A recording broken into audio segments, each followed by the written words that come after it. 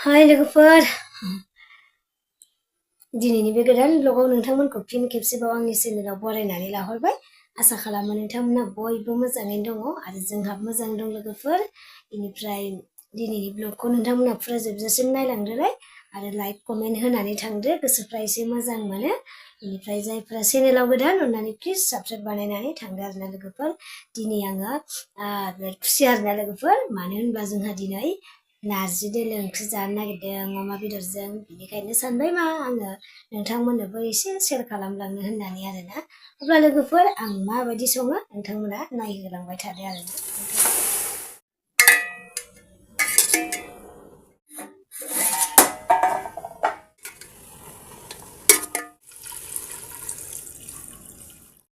नै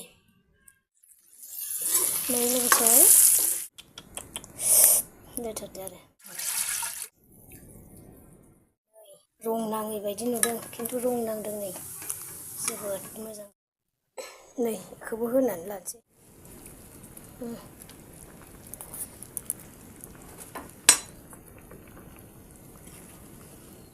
एसे जब्बावबाथाय जाबाय सनाफोर लोखिफोर हिराफोर